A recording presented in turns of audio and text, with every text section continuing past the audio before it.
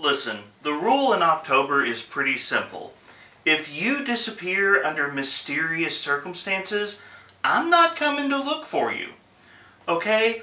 I'm a member of the clergy, and in horror movies, the second person to die is always some kind of authority figure because they have to prove how much of a threat the villain of the movie is supposed to be. And I'm sorry, but I'm not taking an axe to the forehead because you thought it was a good idea to touch the obviously cursed idol under the light of a full moon. The outcome of this should have been pretty obvious. Today, I'm going to be ranking all of the Pathfinder 2e iconics by how likely I think they would be to be the final girl in a horror movie on today's episode of The Local Disaster Tour Guide.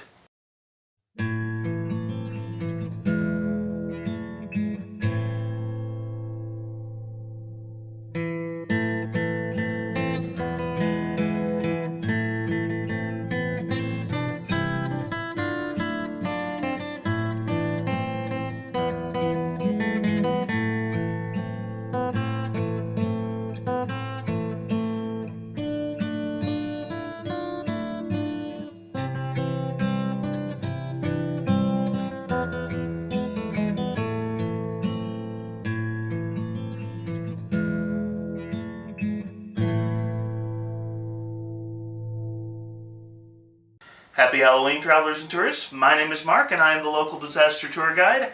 That's right, I am a storyteller that's having trouble deciding if I'd rather have a shotgun or a dragon while I was in a horror movie. Priorities are hard to determine. Welcome to a journey through the fantastic world of TTRPGs like Pathfinder and Starfinder, and welcome to a special Halloween-themed discussion where I'm going to be ranking the Pathfinder 2e iconic characters on how likely I think they would be to be the final girl in a horror movie. For those of you who are unfamiliar, the phrase final girl is a long-standing trope related to scary movies, describing the fact that typically at the end of a horror movie, there is one character left. It is almost always a woman, and that woman has to face the ultimate villain of her movie, and somehow through a combination of resourcefulness and grit, overcome the terrible creature that has been pursuing her throughout the course of the film. If you're unfamiliar with this, I have left a link to the TV Tropes article on the final girl in the description of this video. So if you want to go down that rabbit hole and read all about this trope and some of the famous examples of it, you can definitely go and check that out, but the premise of today's video is simple. Pathfinder 2e has some absolutely fantastic iconic characters, but today I'm going to ask how I think those characters would fare in a horror movie and determine which character would ultimately be the one to face and hopefully overcome the villain at the end of a horror film. Now, in keeping with the idea that we're talking about the final girl trope, that does mean that I'm focusing specifically in this video on the women among the Pathfinder 2e iconic characters. That gives us 12 characters in all, and they are, alphabetically, Amiri the Barbarian, Feiya the Witch, Ija the Sorcerer, Jirelle the Swashbuckler, Kyra the Cleric, Lini the Druid, Merisiel the Rogue, Nhalmika the Gunslinger, Samo the Animist, who is one of the new iconics that's coming out in the War of Immortals, Seelah the Champion, Seoni the Sorcerer, and Yoon the Kineticist. Today I'm going to be taking a look at these 12 characters, breaking down their backstory, their skill set, and trying to determine which one ultimately would be the most likely final girl if the Pathfinder iconics were put into a horror movie. Now, some quick statements up front. Number one, Pathfinder has some really amazing iconic characters, and I really enjoy the work that Pathfinder has done to make these characters engaging. For the purpose of this video, I'm not rating how much I like a given character. I'll be honest, some of my favorite characters from among the iconics, when I was building this list, I very quickly realized weren't going to make it to the end of the list. I think these characters are all very well done, but I'm trying to gauge these characters as characters in a horror film. So please don't take the rankings of the ladies in this list as a reflection of the overall quality of the character, but more a reflection of how I think they do as some sort of spooky movie that might be on the big screens during the Halloween season. Also, to that effect, I am looking at this list through the lens of spooky movies in general, not in terms of a particular genre of scary movie. There are a lot of different scary movies out there. From zombies to aliens to slasher flicks, there are a lot of different varieties of scary movie that you might encounter. And while each of those subgenres of movie can be very interesting and have their own unique rules and sort of situations to take into account, simply put, this list would be way too long if I was trying to account for every type of scary movie out there. So please bear in mind that in this ranking, I'm looking at scary movies in general, not a particular genre of scary movie. And let's just go ahead and be honest, the Pathfinder iconic characters are all really strong and interesting and universally pretty well written. So if we were being honest, these characters would all probably rock it in a horror movie, but since we're going with the final girl trope, that does mean I have to play by horror movie rules, and ultimately there will be one survivor who comes out on top. But if I'm being honest, at the end of the day, any of the ladies from the Pathfinder 2e Iconics would be more than fantastic to have at your side if you were trying to survive a horror movie. So if we were at a gaming table, I think all of them have pretty good odds. So my plan for this video is pretty simple. First, I'm going to examine all 12 of the ladies from among the Pathfinder 2e Iconics, and I'm going to determine what advantages and disadvantages they have inside of a horror movie. And then, after we've examined all of the characters, I'm going to come back and rank them from 12th place to 1st place, determining which character I think would be the most likely to be the final girl if they were in fact in a scary movie. Of course, I do realize that this list is ultimately my opinion, which means I would love to hear your opinions on this as well. I think this makes for an interesting discussion, so jump down to the comments section and let me know which Pathfinder iconic you think would be the most likely to be the final girl in a scary movie. If there's a point that you agree with or disagree with, or something you feel like I overlooked in this discussion, be sure to drop that in the comments section as well. I would love to hear your thoughts. Yes, that was my less than subtle way of getting you to do all of that YouTube stuff that supports the channel. Please remember to like, share, and subscribe. You can check out my free Discord and my Patreon. All of those links will be in the video description down below. But with all of that out of the way, let's get started. Now, before I dive into the iconic characters themselves, I do want to talk about how I am ranking the characters, because the assumptions of Pathfinder 2e and the assumptions of your typical scary movie are a little bit different. Pathfinder 2e lends itself to a heroic fantasy, and the types of narratives and stories that are supported by Pathfinder 2e can be a little bit different than the assumptions you would find in a scary movie. So, the normal rules of Pathfinder 2e don't necessarily apply. To that effect, I have gone through and I have ranked all of the Pathfinder 2e iconic characters on the basis of 6 stats that I think better reflect what a character needs if they want to survive a horror movie. These 6 stats are scrappiness, chase, kit, knowledge, awareness, and innocence or virtue. As I'm discussing each character, you will see these stats popping up on the screen, and I will be ranking every character on a scale from poor to low to average to solid to high to exemplary, reflecting how well I think that character demonstrates that particular aspect of something that helps you in a horror movie. A really quick discussion of what these stats mean. Scrappiness is your overall combat stat for the character. However, in Pathfinder 2e, combat leans into tactical, team-based combat, and that's not typically what you see in a horror movie. Fights in horror movies tend to be dirty and desperate, and the measure of a successful fighter in a horror movie is often their resourcefulness in very desperate situations. So, scrappiness is a reflection of how well I think a character fights in that sort of situation. The next stat is chase, which is a simple summary of how well I think a character avoids danger and can lose a pursuer if they are being chased. The next stat is called Kit, and this is a measure of the resources that the character brings to bear in a horror movie. So essentially what I'm asking is whether or not a character's equipment and spells are properly tuned to the kinds of things that they would encounter during a horror movie. Are their weapons, armor, and gear going to function well in that setting? And if they do have spells, are those spells well adapted to the survival scenario that the character is likely to encounter? Kit is ultimately a measure of whether or not the character is bringing the right tools for the job.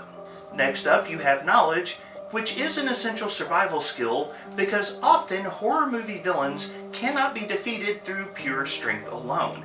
You either have to know what kind of creature you're fighting or be able to research them and discover that so that you can figure out what is necessary to overcome them. Therefore, knowledge is a reflection of how much I think a character could reasonably identify or research their foe in a short period of time in order to figure out what's necessary to win the day. Next up, we have awareness, which is a two-part equation determining how likely a character is to notice threats in their environment. One half of awareness is the physical dangers in an environment, the traps and the creatures around them, and then the other half of awareness is a reflection of how well a character would be able to perceive supernatural threats in their environment, and these things taken together determine a character's awareness score. Finally, we have the innocence or virtue rating, because quite often in a horror movie setting, there is at least a bit of a morality tale going on. Oftentimes, it is a character who represents a particular moral virtue, or who stands apart from other characters in terms of their relative innocence, that makes them more relatable to the audience, and ultimately makes us want to cheer for their success more than the other characters, leading to a character that is perceived as being innocent or virtuous, often being the one who lands in that final girl role. So for all of the characters, we will examine all 6 of these attributes. I'm not going to discuss every attribute for every character, but you will see the designation I gave them on screen as we go through. And I do want to note that for some characters there may be a little bit of variability, so if you see a plus or a minus beside a particular ranking, that is a reflection that in certain scenarios, that character may score higher or lower as a result.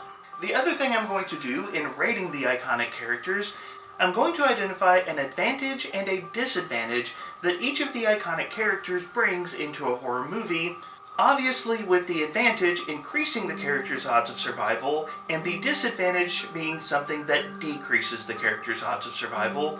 I'm going to point out the things that I think would be major factors in determining whether or not the character is ultimately going to be our final girl.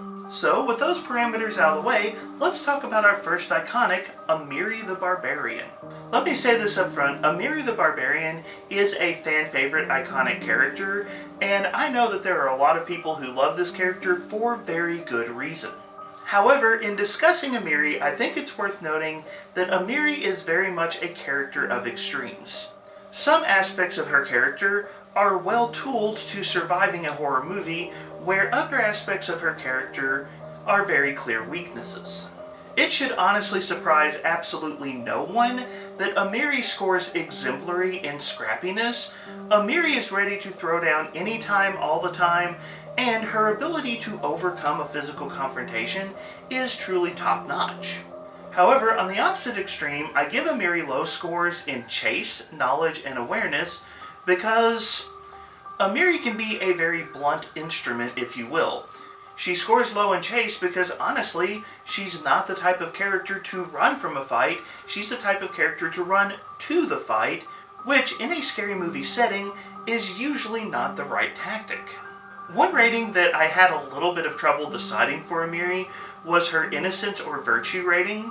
Amiri's backstory of pushing back against misogyny in her tribe and overcoming a scenario where some of the men in her tribe tried to set it up for her to get killed. Her backstory lends to the type of character that is very easy to root for, and that does give her some points in the innocence virtue category, but as I mentioned, she's also the iconic barbarian, which means that she is a very violent character, which kind of undercuts that score as well. Ultimately, when it comes to advantages and disadvantages for Amiri, I think they are both very easy to discern. Amiri's principal advantage is she is just a brutal fighter.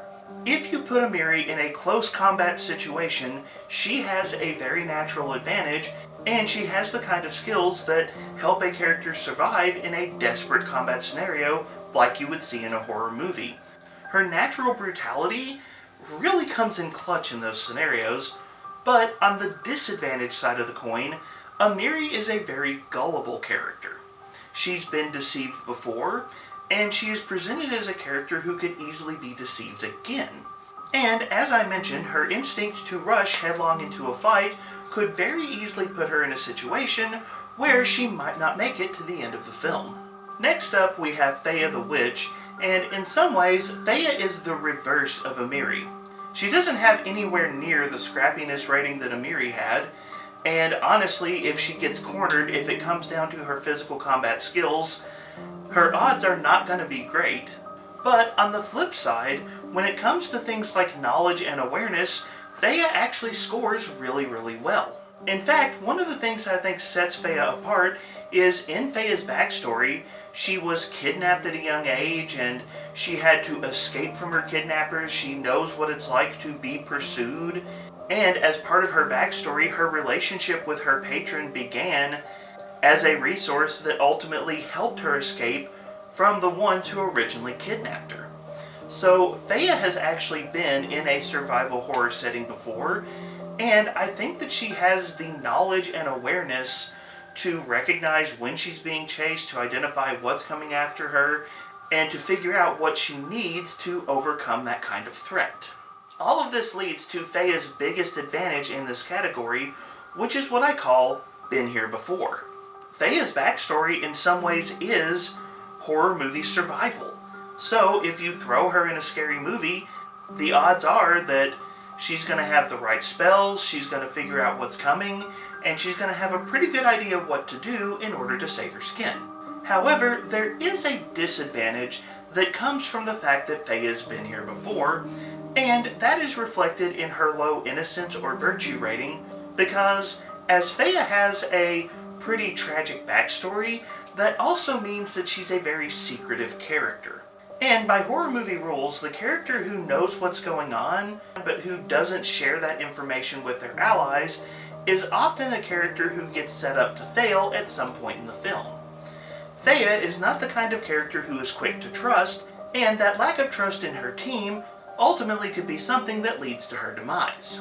Next up we have Ija the Summoner, which is the character that's going to have our highest innocence/virtue rating for this particular list. Ija is honestly a character that you wouldn't expect to be in a horror movie. Her backstory is very happy. She grew up in a good environment, and she was able to learn magic, and she just kind of generally has this positive upbringing, and then one day she meets a dragon Eidolon, and then she goes out on adventures with her new friend Tuku the dragon. Ija is just a very positive and happy character that in a lot of ways goes against the type of story that you tend to see in a scary movie. Now, the fact that she is such a positive character does make her the kind of character people would naturally want to root for, giving her that very high innocence and virtue rating, and she does come with a really obvious advantage, which is Tuku the dragon. There are a lot of horror movies that I think would have turned out differently if the final girl was walking around with their own dragon during the last half of the film. However, that being said, it also creates a picture of one of the principal dilemmas for Ija as a character. A lot of Ija's strength and survivability really depends upon Tuku the dragon. If Tuku the dragon is present, you essentially have two pairs of eyes that are watching for potential threats. That gives Ija a very solid perception score. But if the villain is able to take Tuku the dragon out of the picture one way or another, suddenly you have someone who is barely out of childhood, and that awareness score is going to drop pretty rapidly because Ija just lacks the practical experience necessary to protect herself. Ija is a kid with a dragon. The advantage is the dragon, the disadvantage is the kid. So ultimately, the question of whether or not Ija is going to be our final girl is really a question of whether or not the dragon gets taken out early on during the course of the film. Next up, we have Jirelle the Swashbuckler. She's the daughter of a famous pirate, and for a portion of her backstory, she did live as a street rat, having to survive in some pretty desperate and dangerous situations. Jirelle, I feel like, is a little bit more well-rounded of a character than Amiri was earlier. She definitely has a pretty high scrappiness rating, and she also has a pretty high chase rating, as she's both had to fight and avoid fights throughout the course of her career. And most of her other scores are going to end up average, as Jirelle is one of those characters that doesn't come with a lot of obvious weaknesses. However, I do give her an overall low rating on knowledge, because nothing in Jirelle's backstory really portray her as the kind of character who's going to excel at the research side of a horror movie, so I don't think she would be the one to quickly uncover the vulnerability of whatever creature is coming after the characters. Still, across the board, Jirelle's got a lot of strengths that she brings to the table, and one unique advantage that I think really sets Jirelle apart on this list is the fact that she has experience as a scavenger. In scary movies, the ability to scavenge for resources and find something that you can use on a short notice, that is a very critical skill, and it's something that Jirelle has had to do throughout the course of her life. She's survived a shipwreck, she's been a street rat, she knows what it is to have to scrounge for what you need, and that skill is very, very useful in a horror movie. On the opposite side of the coin though, Jirelle has a flaw that is in some way similar to Amiri, because Jirelle is a character that is motivated by vengeance. This means that it is very possible for Jirelle to be goaded into a fight in a situation where she should be running instead, and that is a very easy way to get overwhelmed and taken out in a horror movie. So the fact that vengeance drives her character on many occasions, that is something that could come back to haunt her. Next up, we have Kyra, our iconic cleric, and let's go ahead and get this out of the way. In certain scary movie scenarios, Kyra is a shoo-in for the final girl. If it is any kind of undead story, Kyra is already going to be a favorite, as her equipment and spells are basically custom tuned to those types of scenarios. Now, I have already discussed that I am looking at this list of iconics from the lens of scary movies as a whole, so please bear in mind that the rankings that I've given Kyra are a reflection of horror movie logic in general, not a reflection of, say, a zombie movie only. Still, that being said, Kyra has a lot of things going for her. First off, Kyra is typically portrayed as a war priest cleric, which means that she has a lot of solid physical and magical skills that she can bring to this survival scenario. I actually think that she's a solid character when it comes to scrappiness and awareness, both being critical attributes, and as she is a cleric, a religious figure, she naturally has a very high innocence or virtue rating as well. On the flip side, clerics are not known for maneuverability, so chase is not going to be very good for her, meaning that if she does get in trouble, it's going to be harder for her to escape. But overall, I do think Kyra is pretty well equipped for a lot of horror movies. For her advantage, she's going to bring something very special to the table, and that is healing. She has healing magic, she has medicine as a skill.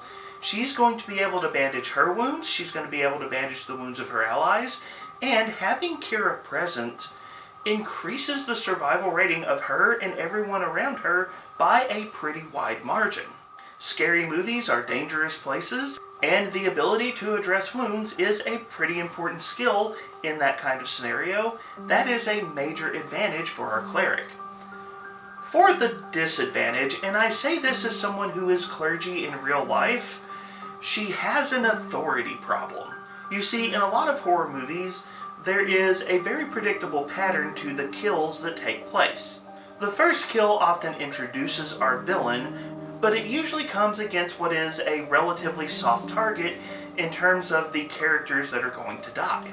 However, the movie needs to prove that the killer of the film is a genuine threat, so the second character to die is often some kind of authority figure.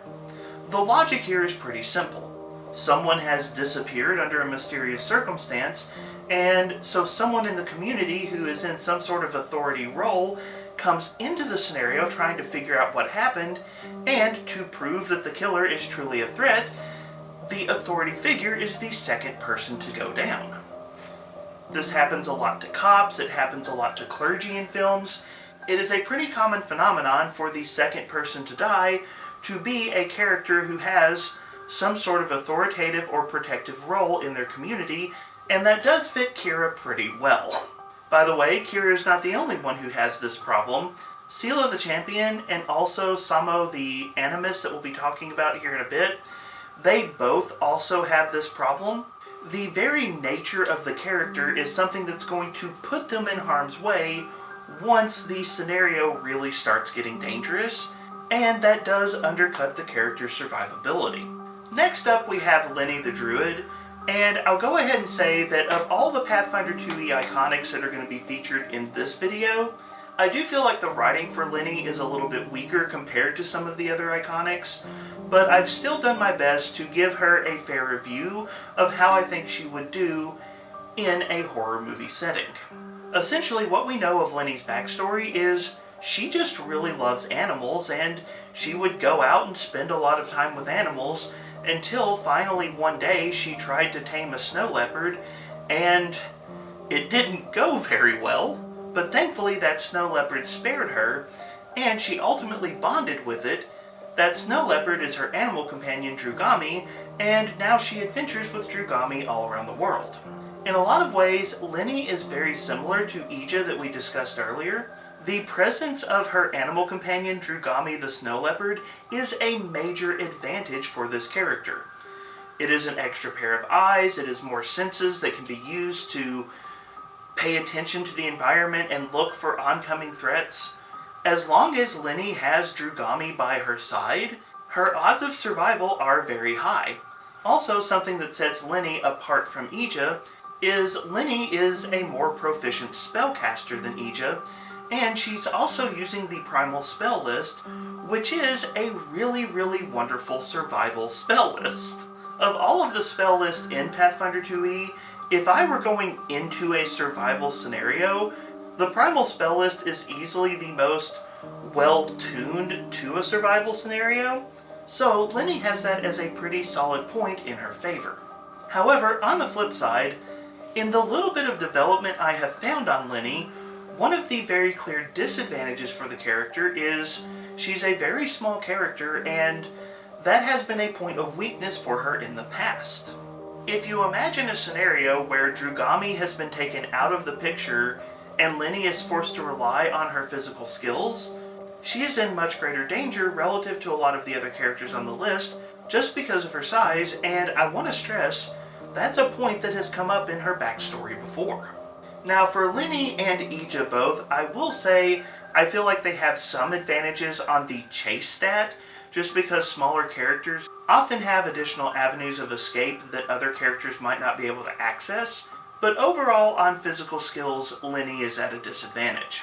Next up, we have another fan-favorite Pathfinder 2e iconic character, Merisiel the Rogue, who also happens to be Kyra's wife. And allow me to say up front that Merisiel brings a lot of strengths to this conversation. In the portrayals that we have of Merisiel as a character, she is an effective combatant. She holds her own in a fight and does pretty well, and in regards to the chase stat, is easily the most exemplary character on this entire list. If there's anyone who knows how to avoid danger, if there's anyone who knows how to escape a pursuer, it's going to be Merisiel. Her background as a rogue makes her very effective at getting out of trouble. In fact, the primary advantage for Merisiel in this scenario is the primary advantage of the rogue class in Pathfinder 2e, which is skills. Rogues are the most skilled class in the game, and Merisiel is going to bring a lot of skills to bear, giving her a lot of options for survival in whatever scary movie scenario you might plop her down into. If we're looking at this discussion as a broad overview of horror movies, regardless of which kind of horror movie you put Merisiel in, the odds that she has the right skills for that scenario are very high. And I think that's an advantage for the character you cannot overlook. However, Merisiel does have some disadvantages too. First off, she's a rogue, which means her moral compass may have some issues, and she's definitely not going to have the best innocence rating on this list. But I'd like to describe her principal disadvantage with one very simple phrase. You opened it, didn't you? You see, if there's one aspect of Merisiel's personality that is very easy to establish, it's that she's very curious and she's more than willing to open that strange box, to go down that dark hallway. She wants to know what's going to happen, meaning that of every character on this list, Merisiel's not just likely to be in trouble, Merisiel is very likely to be the one who got the trouble ball rolling. If there is anyone who touched the evil idol that should clearly be left alone, it's definitely Merisiel, meaning that she's going to be starting closest to the danger. Does Merisiel have the right skills for whatever scenario she's in? Most assuredly. Is Merisiel also the one who's going to be in danger right out of the gate? Yeah, that's a definite thing too. Next up, we have the Gunslinger iconic, Nhalmika, and allow me to say that Nhalmika is probably the most well-rounded character on this entire list. She doesn't have any particular stat that just screams exemplary, but she also doesn't have any particular area where I feel like she's at a terrible disadvantage. She's kind of a solid character across the board. In terms of Nhalmika's backstory, she was a member of her community's law enforcement for many years after her husband died of some kind of dwarven super cancer. By the way, Paizo, I still haven't forgiven you for what you did to Nhalmika's husband. She ultimately left that line of work and then struck out on her own as an adventurer. This means that she's a character who has a pretty solid amount of experience, a pretty decent range of skills, and that makes her another character who is likely to do well in a variety of different situations. In fact, in regards to her scary movie stats, the only stat that I felt was a little low for Nhalmika was probably the chase stat. Now, Nhalmika is a gunslinger, so she's likely to start most scenarios at a decent distance away.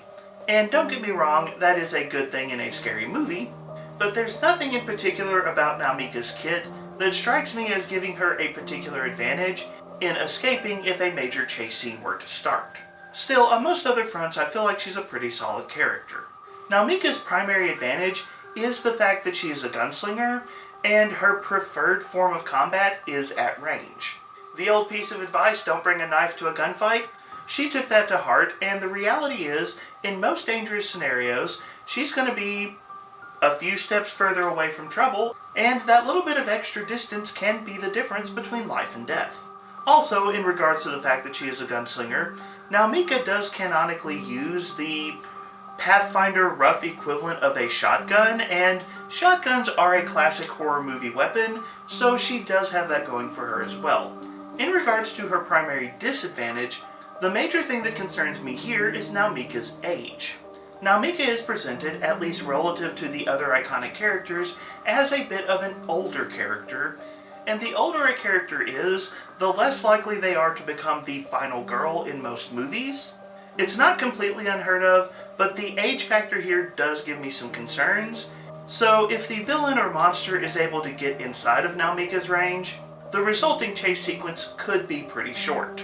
Our newest iconic on the list, though to be clear, not our youngest, is Samo, who is the iconic for the new Animist class that's going to be coming out in War of the Immortals. And allow me to say, Samo brings a lot to the table in terms of scary movie survival. If you look at her backstory, Samo was able to save her village when she saw through the illusions of a group of Kushtaka and was able to fight those creatures off and warn her village. Samo's perceptive nature was critical in protecting her village when she was a young child, and then on top of that she had many years as training as an animist, and ultimately as a result of her connection to the spirits, Samo is easily the most exemplary example of the awareness stat for this particular list. Samo is the kind of person who's going to see the danger coming, she's not going to fall for the tricks, she knows what to look out for, and that is a major asset for her and her team. Combine that with the fact that her relationship with the spirits gives her a pretty solid advantage in many scary movie scenarios of figuring out who the villain is or what the monster is. Combine that with the fact that she serves as an animist for her village and she's very much a leader-style character, that gives her a pretty solid innocence rating as well, again making her the kind of character that's very easy to root for. Overall, Samo's strongest strength as a horror movie final girl would be the fact that she's very hard to fool. They've tried to trick her before, it didn't work then, it's not going to work now. However, on the disadvantage side of the scale, Samo doesn't bring a lot to bear physically, and Samo's characterization in her backstory is that of a mentor, and very rarely do you see mentors making it to that final girl spot in a movie. Kind of like I mentioned with Kyra earlier, Samo is a natural protector, and the fact that she serves in a protective role makes it very likely that she will end up in a dangerous situation where she ultimately and unfortunately gets overwhelmed. Speaking of protector characters who are in danger of being overwhelmed, let's go ahead and talk about one of the characters that's walking a very fine line on our horror movie survival list, and that is Seelah the Champion. Champions are protectors by nature.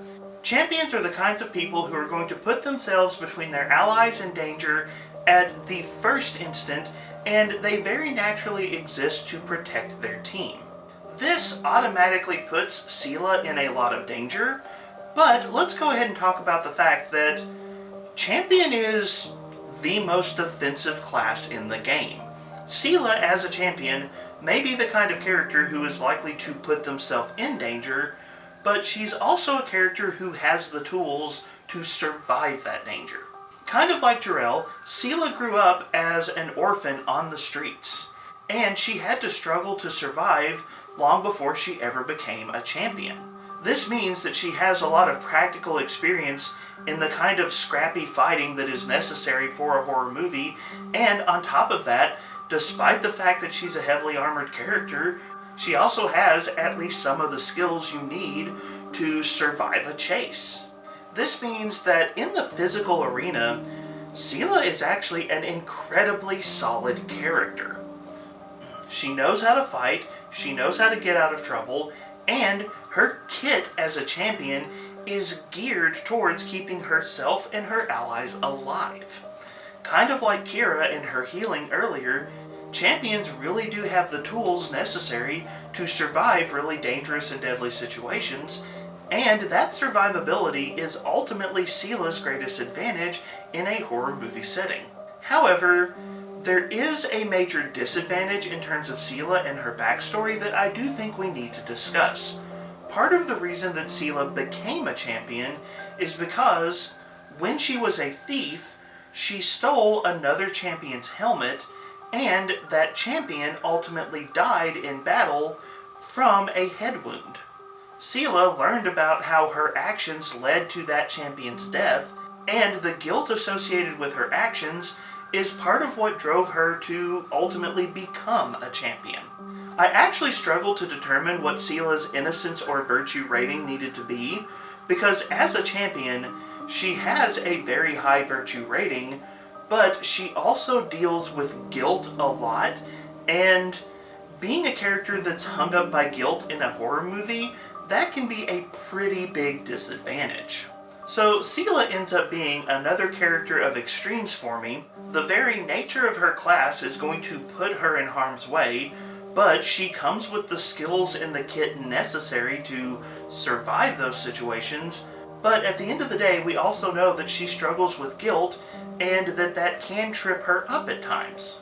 Next up, we have another character that's going to share some traits with Lini, in that I feel like the backstory for this character is not as well developed as it could have been, but still I feel like there is some information we can use, so let's go ahead and talk about Seoni the Sorcerer. Seoni is very much portrayed as a mysterious character among the Pathfinder 2e iconics. She has a past, but she doesn't talk about what that past is, and it leads a lot of her adventuring companions to wonder what is really going on with her. Now, as a general statement, that backstory seems like something that you're not going to have a lot to work with, because Paizo didn't give us a lot of details about Seoni. But that being said, I actually feel like the vagueness of Seoni's backstory tells us about the exact kind of character that she would be in a scary movie, because we've seen this kind of character before. Seoni is 100% a character that is connected to whatever is going on.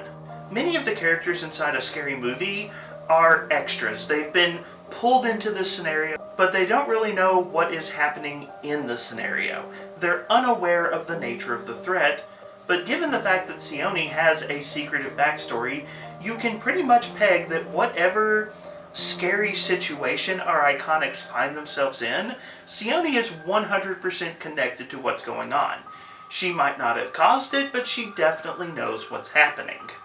And as a result, that means that regardless of what kind of horror movie scenario I try to imagine, I imagine Seoni as being a character who's going to have a ton of advantages in terms of knowledge. She's going to have a good idea of what the threat is. She's going to have advantages in awareness because she's going to know how the threat works and what to look for. And I feel like her kit's going to be pretty solid as well. While the Sorcerer spell list tends to be pretty limited, she's only going to know a few certain spells, it's almost a guarantee that whatever magic she's bringing to the scenario is going to be at least partially tailored to whatever the threat happens to be. Seoni's backstory is basically written in such a way that she fits in any horror movie and fits well as the kind of character who's going to know the threat and know how to respond to it. That being said, she shares a flaw with Feiya the Witch in that she is a secretive character. I said it before with Feiya, and I'll say it again here. Secretive characters often get in over their heads in a horror movie because they are not quick to share what they know with their allies.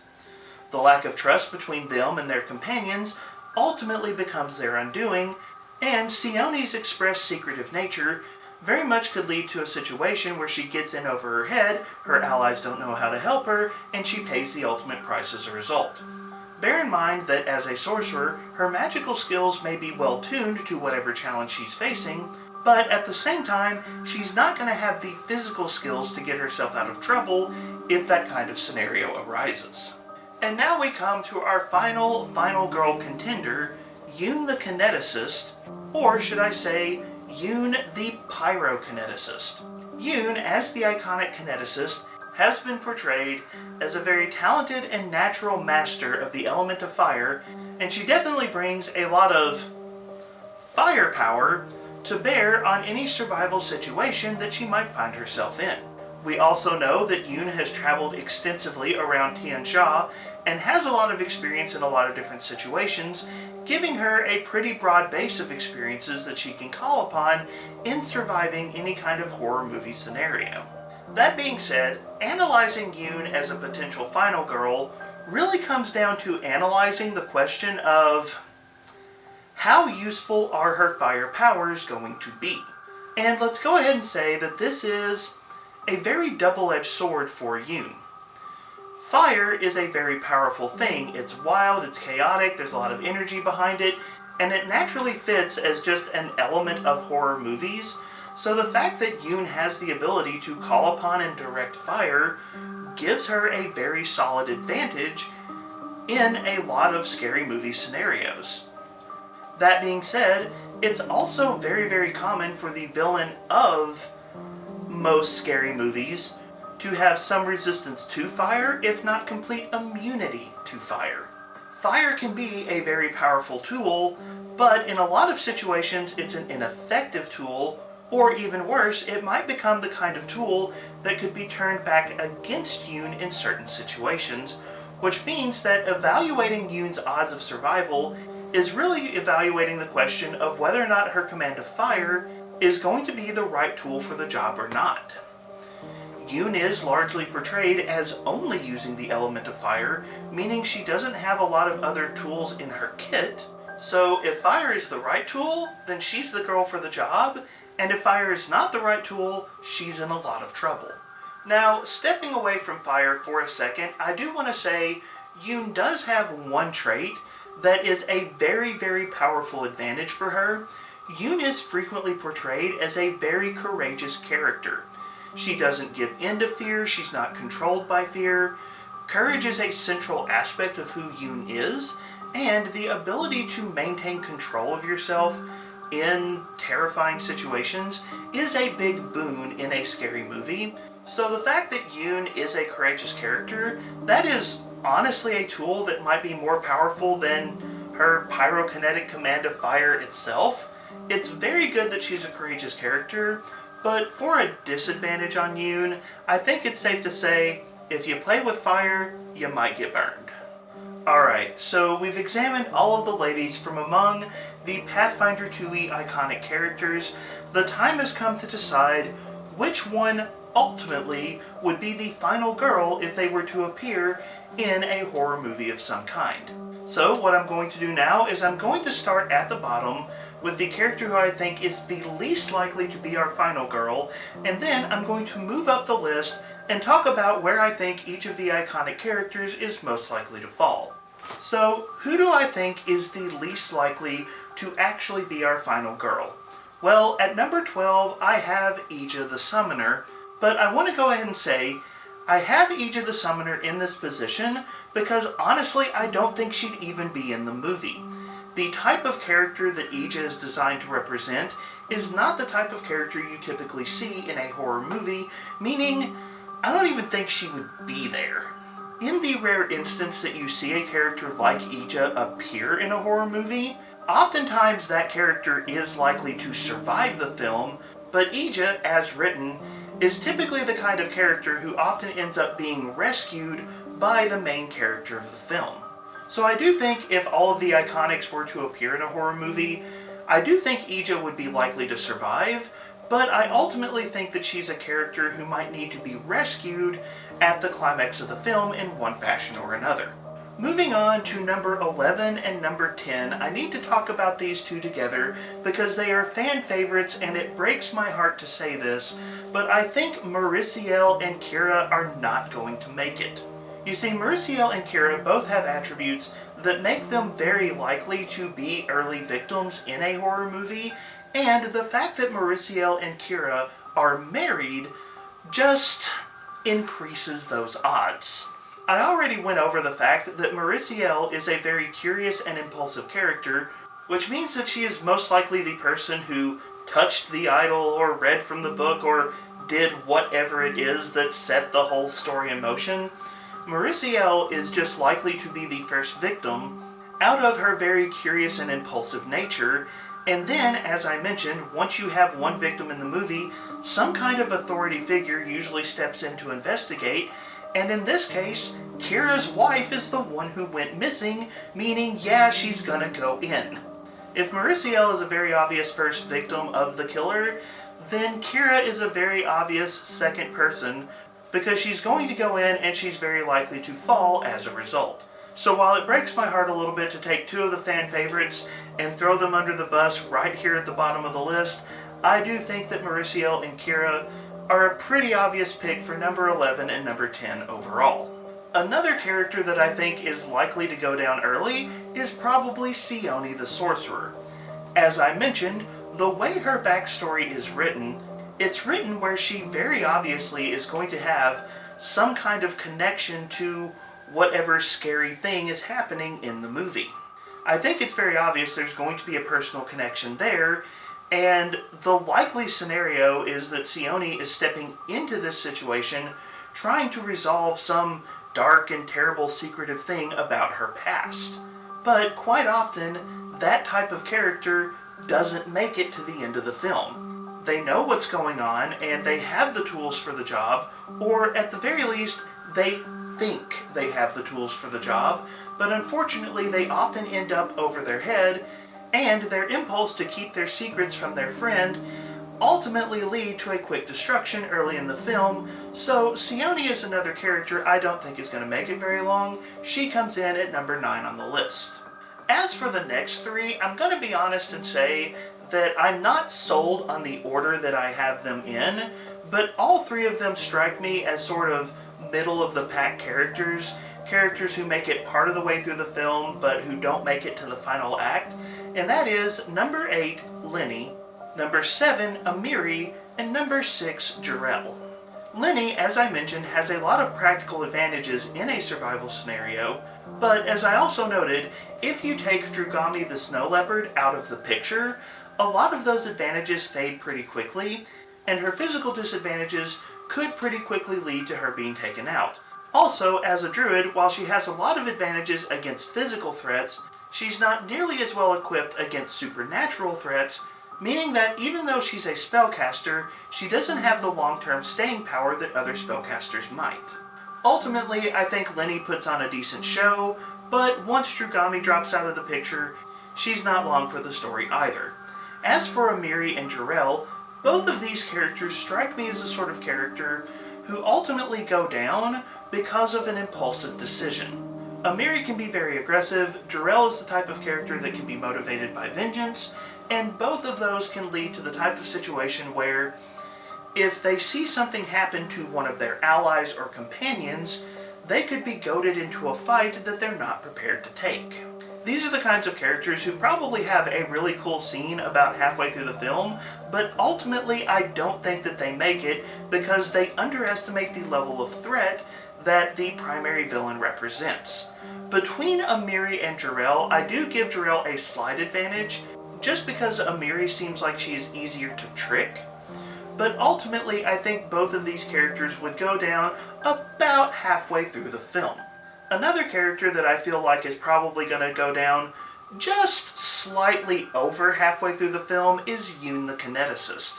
As I mentioned before, Yoon is very heavily specialized in fire, and sometimes fire is a very practical tool that can be used to great effect, and other times it is a completely ineffective tool, and I feel like that's probably what's going to take Yoon down in a scary movie scenario. She relies too heavily on a single tactic.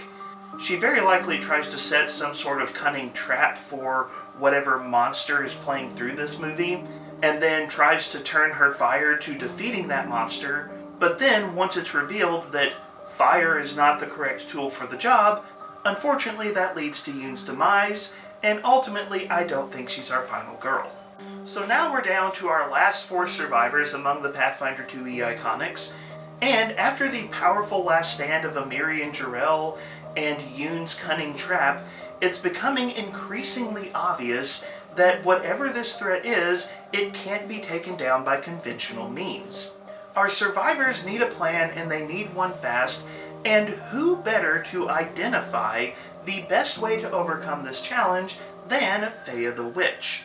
In at number 4, I have Feiya the Witch because I very much believe she's the kind of character who's going to figure out what's actually going on and come up with some kind of plan on how to beat it. Numbers are dwindling, the situation is getting desperate, but there is a tiny ray of light at the end of the tunnel, and if the group can just get to this one place or do this one thing, they might be able to turn the tide in their favor. At this point, I feel like Feiya steps up, takes charge, and tries to lead the group to whatever this advantage might be, but as I mentioned before, Feiya is very much a secretive character, and I feel like that's ultimately going to come back to bite her. There's going to be something about her plan that she doesn't want to reveal, doesn't want to discuss. Maybe it's something she's afraid of, maybe it's something she doesn't want to admit, but there is some wrinkle that she doesn't want to talk about, and the fact that she holds that back from the group is ultimately going to cause her to get into trouble, leading to her unfortunate demise right before the group gets to whatever it is they need to overcome the challenge. This leaves us with our final 3 survivors, and number 3 on my list at this point is Seelah the Champion. The group is very near to whatever they need to overcome the killer, but they're not quite there yet. At this point, Seelah, thinking about all of those who have passed previously in the film and feeling the weight of those losses, looks to the other 2 survivors and says, "You go ahead, I'll hold them off." I feel like Seelah is a shoo-in for the heroic death type of scene that happens in a lot of horror movies. I feel like she makes a sacrifice play to give the other survivors a chance to gain whatever advantage they need to ultimately win the day. They are so close, and she knows that even a moment could make a difference for her friends, and she's willing to do everything in her power to give them that moment. So now our final two survivors have arrived. They've made it to wherever they need to go, they found whatever they need to find, and the time has come to turn this circumstance to their advantage so that they can finally defeat the antagonist of this film. But of our last two characters, who is truly going to be our final girl? Well, between Samo and Nhalmika, I ultimately feel like Samo is probably the next character to die. I ultimately feel like Samo is not going to make it because, as I mentioned, Samo is very much a mentor-style character. Whatever it is that our survivors need to overcome this challenge, Samo strikes me as the character with the skills necessary to access the tool needed for victory, but in classic horror movie fashion, I feel like the very process of accessing the tool that they need is what is going to lead to Samo's ultimate demise in this film. Just as she gains access to whatever advantage the group has been going for, the villain catches up to them and strikes Samo down, leading to one character left standing, the Pathfinder 2e iconic that I think is the most likely to be the final girl in whatever horror movie we come up with, and that is Nhalmika the Gunslinger.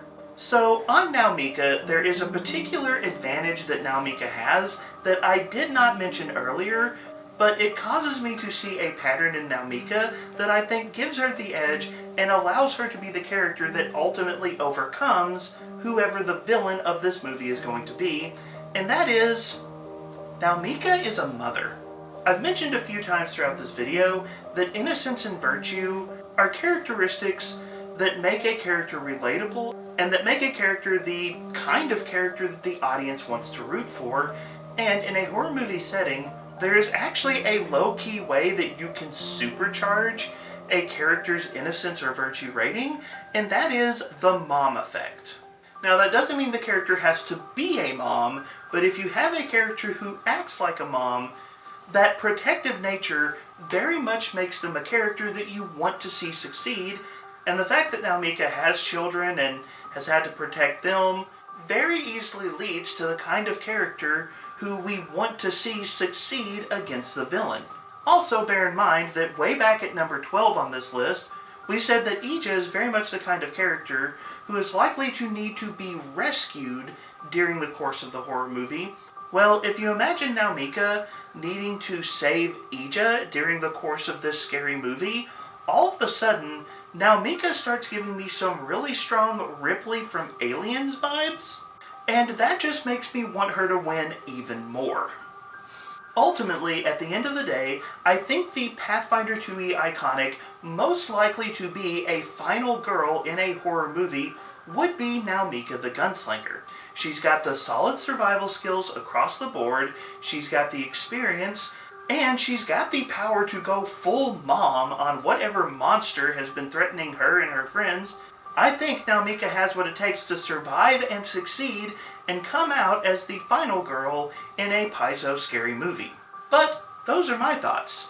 The time has come for me to turn the conversation over to you. Of all of the Pathfinder 2e iconic characters, which character do you think would be the most likely to be a final girl if they were in a scary movie of some kind? Jump down to the comments section and let me know what you thought about this list. Let me know where you agree, where you disagree, which characters you think would do better, and which characters you think might do worse. And let me know if there is a character that you think would be more likely to be the final girl in a movie ahead of Nhalmika the Gunslinger. I'd love to hear your thoughts on this subject. Of course, don't forget to do all the other stuff that helps to support the channel. Please remember to like, share, and subscribe. You can check out my free Discord and my Patreon. All of those links will be in the video description. But, as always, thank you so much for being here. Thank you so much for being part of the conversation. Happy Halloween.